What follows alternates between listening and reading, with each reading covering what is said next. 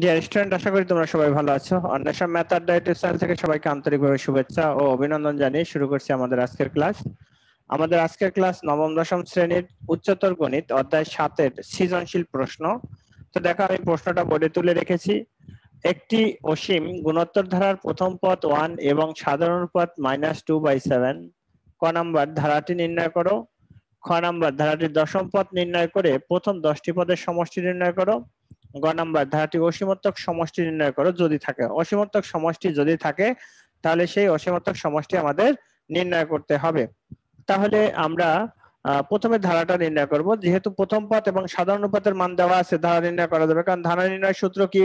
এ দেখো, এ আর প্লাস এ আর square plus এ আর cube plus এ আর 4 plus dot dot দিয়ে এরকম ধারাটা তৈরি হবে। তাহলে আমরা কিভাবে করব দেখো অঙ্কটা। তো প্রথম ক নাম্বার অঙ্কটা প্রথমে লিখবার দেওয়া আছে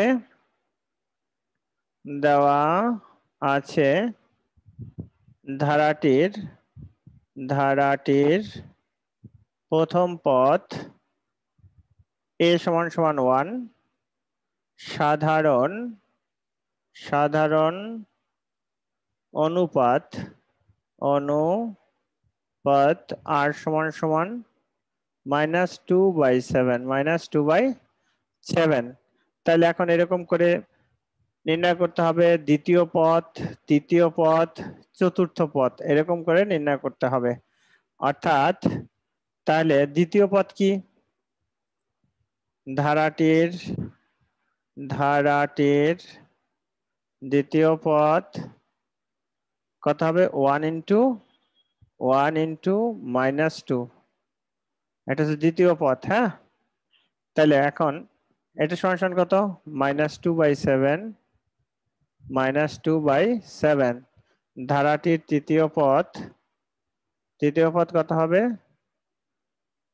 এইটার সাথে আর একটা গুণ করলেই তো হয়ে যায়। হ্যাঁ, -2/7 ইন্টু -2/7 সমান সমান 4/49 চতুর্থ পদ এটার সাথে আরেকটা গুণ হবে। তাহলে এভাবে ডট ডট দিয়ে যাও। ধারাটি হবে 1 - 2/7 তারপরে দ্বিতীয় পদ তৃতীয় পদ 4/49 তারপরে ডট ডট। এই হচ্ছে ধারা। এইভাবে হচ্ছে ধারাটা নির্ণয় করে নিতে হবে।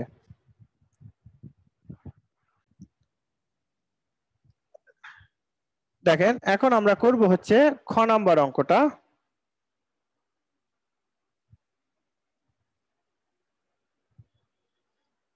ক নাম্বার ক হতে ধারাটি লাগবে কিন্তু আমাদের। হ্যাঁ,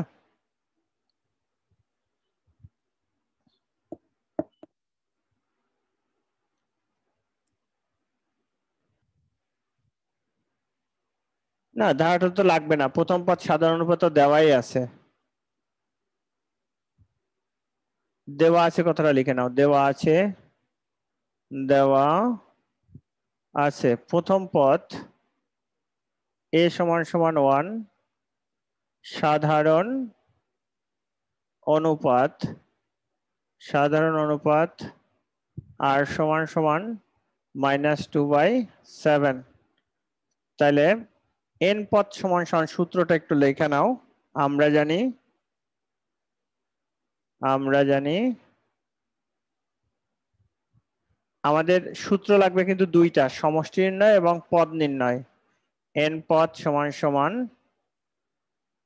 a আর এর পর n-1, তারপর সমষ্টি Sn সমান সমান, সে যেহেতু এইটার মান আর এর মান 1 থেকে ছোট, a ইন্টু 1 মাইনাস আর এর পর n/1 - r। তাহলে এখন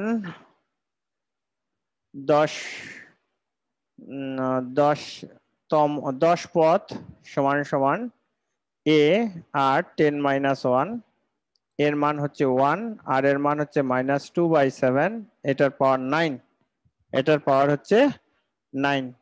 তাহলে পাওয়ার বিজোড় হলে মাইনাস মাইনাসেই থাকবে, তাহলে -2 এর পাওয়ার 9 আর হচ্ছে 7 এর পাওয়ার 9। এটাকে ভাঙানোর দরকার নাই, কারণ ক্যালকুলেটরে ভাঙতে গেলে অনেক বড় সংখ্যা আসে, দরকার নাই। তারপর সমষ্টি, কত পদের সমষ্টি? 10টি পদের। S10 সমান কত হবে? এ হচ্ছে a ইন্টু 1 মাইনাস আর এর পাওয়ার 10 আর 1 মাইনাস আর, তারপরে এখানে মান বসাও, এর মান 1, 1 মাইনাস -2/7 এটার পাওয়ার 10, তারপরে 1 মাইনাস -2/7 এখন এটা ক্যালকুলেশন করো, তাহলে 1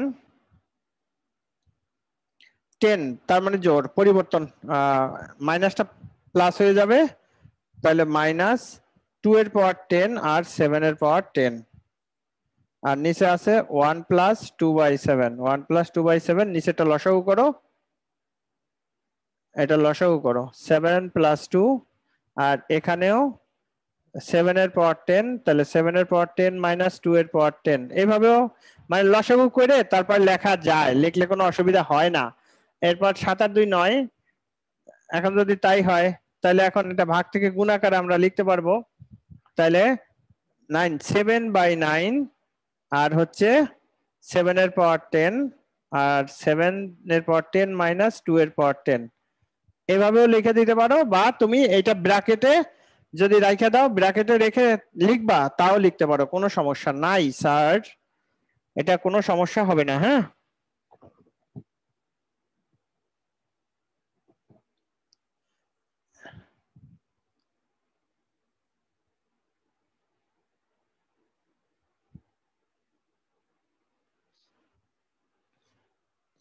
দেখো আশা করি অঙ্কগুলো বুঝতে পারতেছো, খুব সোজা অঙ্ক, এগুলো জটিল কিছু না। এরপরে আমরা করব যে গ নাম্বার, ধারাটির অসীমত্বক সমষ্টি নির্ণয় করো। তার মানে ধারাটির অসীমত্বক সমষ্টি আছে, তাহলে অসীমত্বক সমষ্টি যদি থাকে তাহলে তা নির্ণয় করব। এখন দেখেন এরপরে আমরা করব আমাদের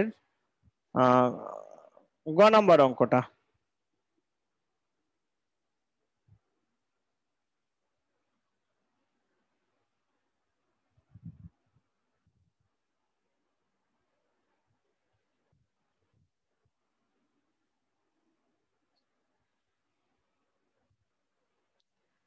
অসীমতক সমষ্টি s ইনফিনিটি